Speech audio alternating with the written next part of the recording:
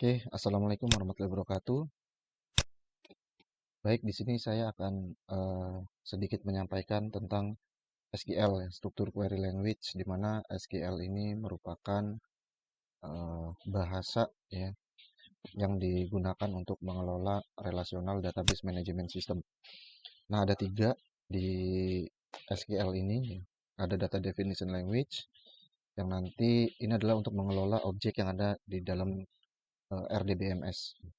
Ada database, table, view, dan lain-lain. Perintahnya adalah create, alter, drop. Ya, nah, alter ini bisa dikombinasikan dengan add untuk menambahkan, modify untuk mengubah, drop untuk menghapus. Kemudian nanti ada data manipulation language. Ya. Ini digunakan untuk memanipulasi data pada table. Ya. Perintahnya itu select, insert, update, delete. Kemudian nanti ada data controlling language. Ini perintahnya grant dan revoke. Ya. Nah, yang pertama akan saya bahas adalah di DDL, ya, Data Definition Language. Oke, mari kita buka MySQL-nya menggunakan command prompt. Nah, untuk membuka MySQL pada command prompt, teman-teman pastikan dulu bahwa MySQL-nya servisnya sudah berjalan. Nah, karena saya menggunakan SIMPP, maka MySQL ini kita start. Dan ini sudah berjalan, kemudian kita buka command prompt. Nah, kita ketikkan perintah untuk masuk ke MySQL-nya, ya. MySQL min u root min p, dan di sini saya tidak menggunakan password, kemudian sudah masuk ke MySQL, ya. Ini versi Enterprise MySQL, sekarang namanya MariaDB. Kemudian kita akan coba data definition language, ya. Di sini perintahnya adalah create. Oke, terlebih dahulu kita akan melihat database-nya ada apa aja sih di sini, ya, dengan menggunakan perintah show databases. Kemudian kita bisa membuat database, ya, seperti tadi, ya. Di sini kan perintahnya adalah create. Oke, kita bisa gunakan perintah create database, ya. Database name-nya apa? Ya, misalnya database name-nya adalah tes P3K. Oke, sudah kita buat database-nya. Kemudian kita bisa masuk ke database tersebut menggunakan perintah use, ya. Menggunakan perintah use, dan kita bisa melihat table yang ada di dalamnya. Nah, tidak ada table, ya. Nah, perintah create ini, ya, selain untuk membuat database, di sini juga membuat table, ya. Nah, perintah untuk membuat table adalah create table, ya. Kemudian nama tabelnya apa? Kita definisikan sendiri, ya. Misalnya di sini table yang akan kita buat adalah pegawai, ya. Kemudian field-nya apa? Ya. Misalnya ID integer, ya. Kemudian nama, variabel karakter, ya. Misalnya 30. Kemudian email, ini juga varchar, misalnya 30. Kemudian kita buat tabelnya. Nah, ini perintah membuat table, ya. Jadi create table, nama table, atributnya, tipe datanya, atribut, tipe data, atribut, tipe data. Kemudian selanjutnya, ya, kita bisa melihat deskripsi daripada table tersebut, ya, melihat struktur datanya. Ini menggunakan perintah base pegawai. Nah, di sini kita bisa lihat field type, ya. Kemudian null or not, ya, key, default, extra, termasuk auto increment nanti di sini. Jadi kita bisa lihat di sini ID, nama, email, ya.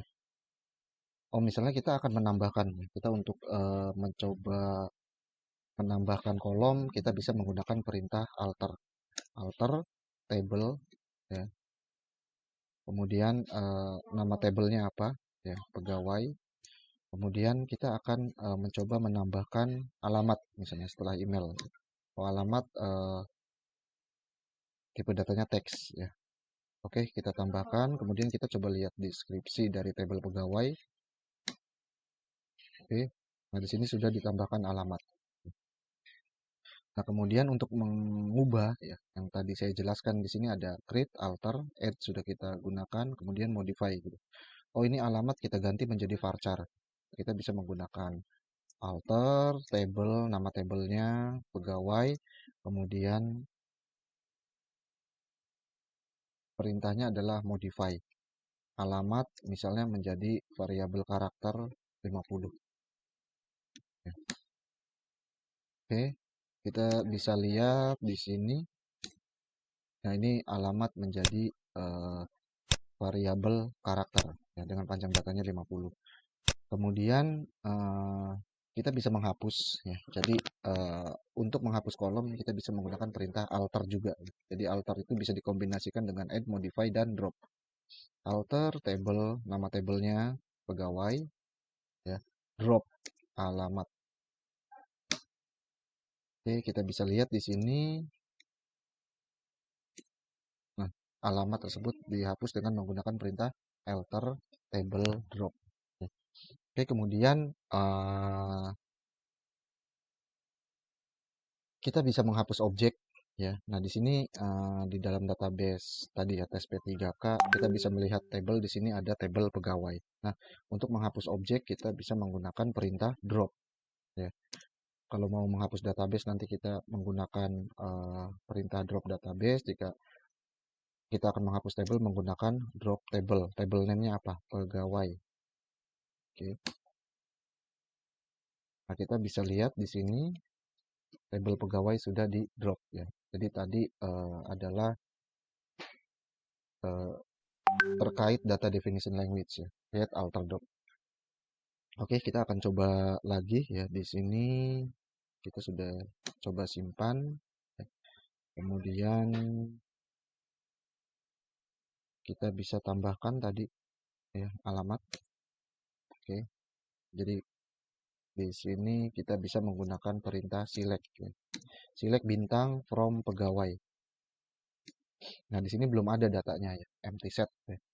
Jadi tidak ada kumpulan data yang bisa kita retrieve karena di tabel pegawai ini belum kita insert datanya. Nah, tanda bintang ini menentukan semua, all ya. Kalau kita mau dipilih hanya misalnya ID, nama, nah ini juga bisa. Oke. Nah, yang berikutnya yang akan dibahas adalah data manipulation language ya. Nah, ini digunakan untuk memanipulasi data pada table. Perintahnya tadi ya, select. Select tadi sudah kita gunakan, karena memang belum ada datanya. Jadi kita akan coba insert ya.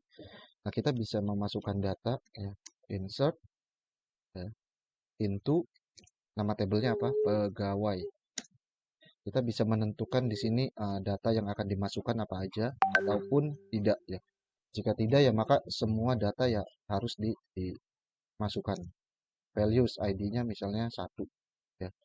Kemudian namanya ya di sini misalnya Pindo dan emailnya pindo@gmail.com ya. Kemudian alamatnya Bekasi.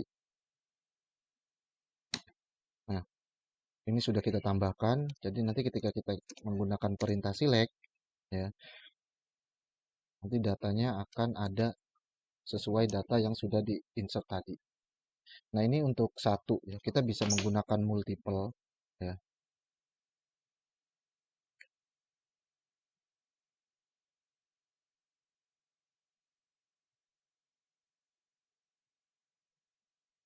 Nah, ini kita bisa menggunakan multiple untuk insert datanya ya. Kita tinggal menggunakan koma, kemudian value-nya apa ya. Misalnya ID-nya 3, kemudian namanya di sini ya. Kemudian emailnya,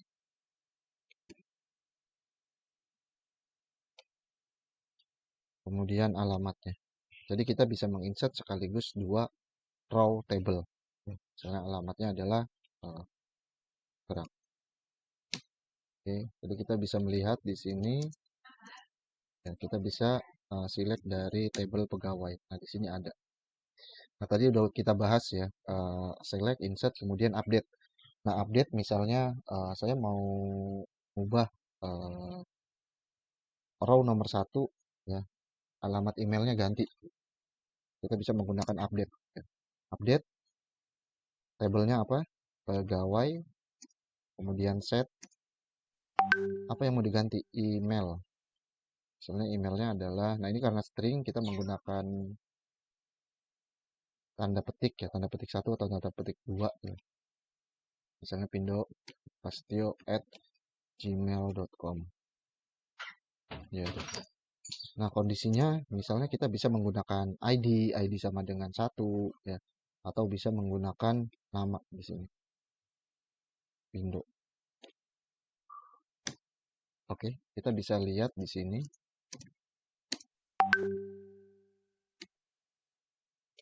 Select all from pegawai. Nah, jadi pindo emailnya sudah di-update.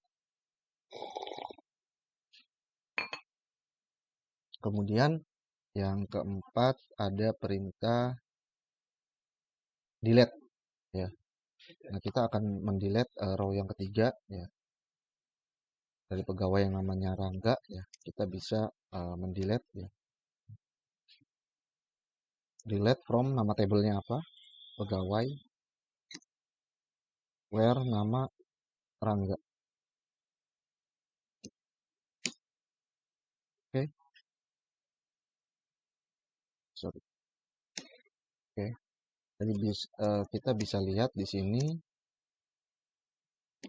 Nah, data yang ada di tabel pegawai atas nama Rangga tadi sudah dihapus ya. Oke, mungkin ini yang bisa disampaikan, mungkin bisa membantu teman-teman nih dalam ujian P3K. Semoga semuanya sukses ya untuk praktek ataupun nanti ujian teorinya. Terima kasih. Wassalamualaikum warahmatullahi wabarakatuh.